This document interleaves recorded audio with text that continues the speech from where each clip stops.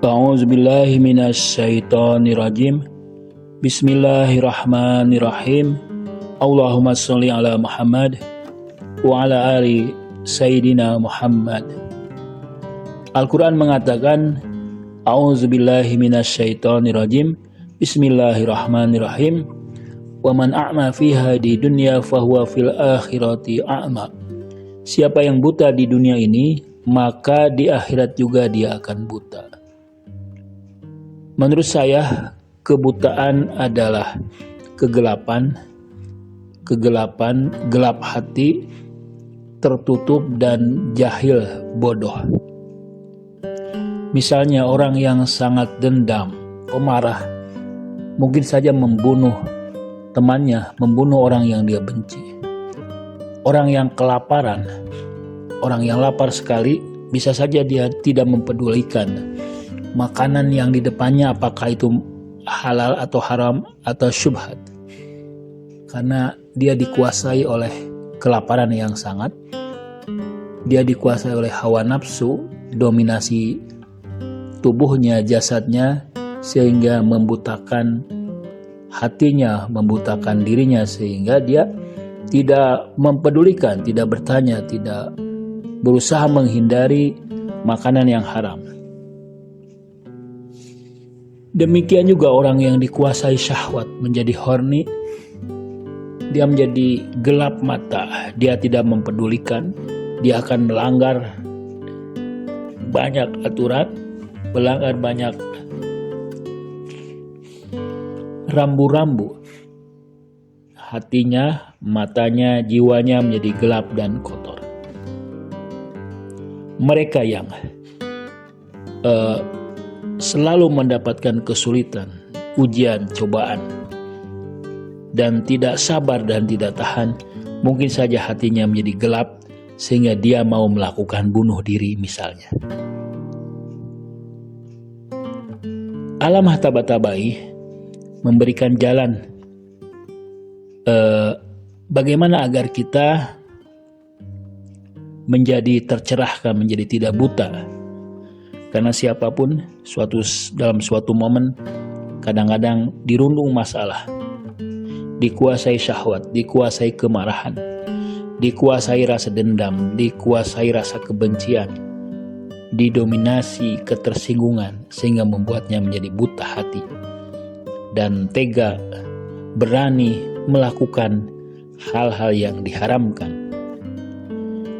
Pertama, kata Allamah Tabatabai dalam bukunya tentang suluk ruhani, seseorang harus memiliki kekuatan, keinginan yang kuat atau azam. Keinginan untuk menjadi orang yang saleh, keinginan untuk menempuh perjalanan spiritual, keinginan untuk memiliki gaya hidup yang baru. Faida azamta fatawakkal ala Allah. Jadi, milikilah keinginan yang kuat. Karena keinginan yang kuat bisa menghancurkan gunung menurut peribahasa. Kemudian bersikap seimbang, bersikap moderat. Karena bila kita tidak moderat, tidak seimbang, bisa saja gaya hidup kita, perjalanan kita akan menjadi beban, menjadi berat. Dalam perjalanan rohani bisa saja menurut beliau kita merasa capek dan jenuh. Pada awalnya si pesuluk memperlihatkan semangat tinggi karena dia melihat banyak manifestasi yang mengagumkan. Karenanya dia memutuskan untuk mencurahkan hampir seluruh waktunya untuk beribadah dan tenggelam dalam doa, ratapan, dan tangisan. Dengan demikian dia berusaha melakukan segala sesuatu yang terpuji dan menikmati hidangan rohani yang lezat. Tapi katanya, praktik ini bukan saja tidak ada manfaatnya, namun jika dilakukan sepanjang hari, setiap saat, itu akan membawa mudarat. Bila tekanan terlalu kuat, dia bisa lelah, kemudian bisa meninggalkan apa yang sedang dia lakukan tersebut. Jadi seimbangkan kehidupan mental Anda, kehidupan spiritual Anda, kehidupan material Anda. Imam Shadiq mengatakan, janganlah memaksakan dirimu untuk beribadah. Kita harus ibadah, tapi juga memperhatikan keseimbangan dan kehidupan kita, kehidupan keluarga kita, kehidupan masyarakat, kehidupan intelektual kita, kehidupan emosional kita, dan kehidupan dunia kita. Setelah itu kokoh. Menurut beliau, yang dimaksud dengan kokoh adalah bahwa seseorang yang melakukan dosa kemudian merasa menyesal karena berbuat dosa, kemudian meminta ampun kepada Allah, maka pesuluk tidak boleh lagi mengulangi perbuatan dosa. Setiap janji, kaul, nazar, atau ikrar harus dipenuhi. Yang keempat, istiqomah atau berkesinambungan.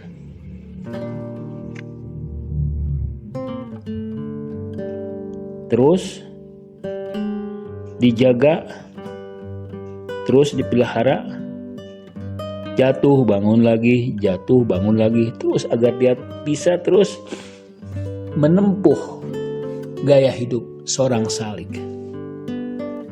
Yang kelima, tafakur. Tafakur maknanya sangat luas menurut Allamah Tabatabai, dan pengertiannya berbeda-beda sesuai derajat dan tahap perjalanan spiritual.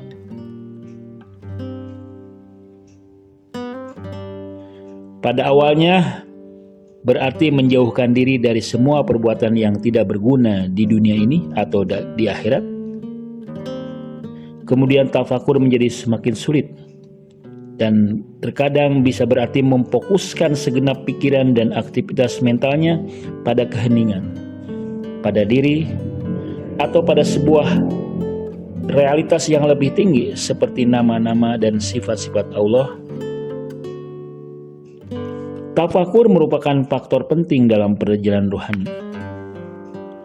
Para ahli ma'rifat terkemuka sangat menekankan arti penting tafakur dan menjelaskan sebagai bahwa tafakur adalah batu pondasi perjalanan rohani yang menjadi basis bangunan zikir dan mengingat Allah Subhanahu wa taala. Kemudian menghisab. Artinya si pesuluk setiap hari harus memiliki waktu untuk menghisab diri dan menilai apa saja yang sudah diperbuat selama 24 jam ini. Imam Musa bin Zafar alaihissalam mengatakan, orang yang tidak menghisab diri sendiri sekali setiap hari, maka dia bukanlah golongan kami. Jika dalam muhasabahnya si pesuluk mendapati bahwa dirinya belum mengerjakan tugasnya, belum mengerjakan taklifnya, dia harus memohon ampun kepada Allah. Sementara jika dia mendapati bahwa dirinya sudah mengerjakan tugasnya, sudah menunaikan perintah Tuhan dalam setiap hal, maka dia harus bersyukur. Kemudian kritik. Jika pesuluk mendapati dirinya bersalah atau telah melakukan kealfaan, dia harus mengambil tindakan yang tepat untuk mengkritik atau menghukumi diri sendiri. Dan kemudian bersegera. Ini artinya pesuluk harus segera mengerjakan keputusan yang sudah diambilnya. Karena di perjalanan dia akan menghadapi banyak halangan. Maka dia harus waspada dan hati-hati, dan harus berusaha keras untuk mencapai tujuannya tanpa membuang waktu sedetik pun. Kemudian yang kesembilan, kekuatan iman. Yaitu pesuluk harus bisa memelihara terus-menerus rasa cinta dan keimanan kepada Tuhan, kepada Allah Subhanahu wa taala, kepada Nabi Muhammad dan para imam, para penerusnya. Semakin besar imannya, semakin abadi, semakin aksinya atau amalnya semakin nyata.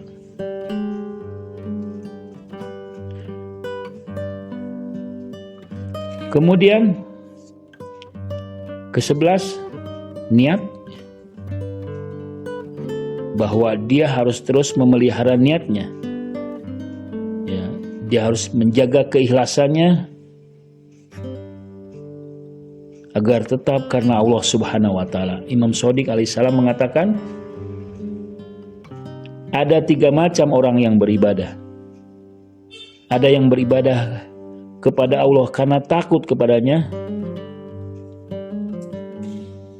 Itu ibadahnya para budak. Ada yang beribadah karena ingin memperoleh pahala. Itu ibadahnya para pedagang. Dan ada yang beribadah karena mereka mencintai Allah. Itulah ibadahnya orang-orang yang merdeka. Wassalamualaikum warahmatullahi wabarakatuh.